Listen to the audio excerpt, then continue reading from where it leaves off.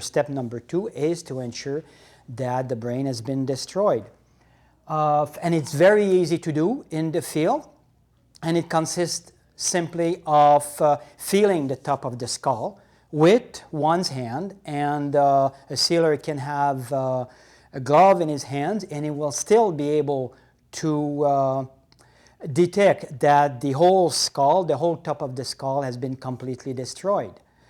It's really a difference between day and night. A skull that has not been destroyed would be very firm on touch. A skull that has been crushed completely, both sides of the skull, will be like mush, essentially, like a rag. It would be very easy for the sealer to determine that within a few seconds.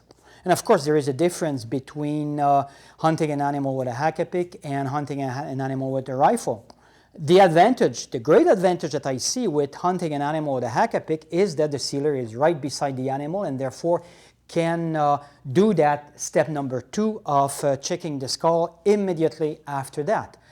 And if the skull is not completely destroyed, then the sealer has a hack-a-pick in his hand and can right away finish the process of crushing the skull. With a rifle, of course, it's different because it takes some time for the skipper to get to the animal once it has been shot with a rifle. But the principle is the same.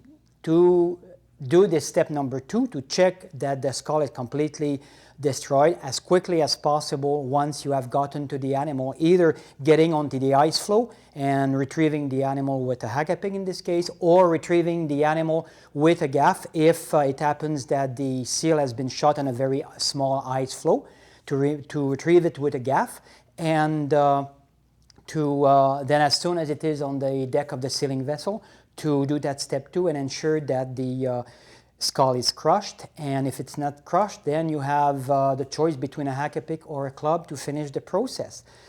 That's why we consider that the hack-a-pick and the club remain essential tools in the process.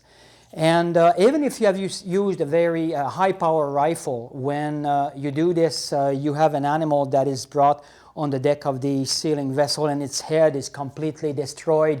It sounds a bit silly to ask you to do that process again of checking the skull, but I see it as becoming a second nature, that without even thinking about it, this step number 2 follows the step number 1. And even at the end of the day, when you're tired and you maybe tend to cut corners, this step number 2 would have become, as I said, second nature, and you will do it no matter what, and that will show a lot of degree of professionalism, someone who understands what he is doing, and can show that the job really cannot be done better than he is doing it at the time.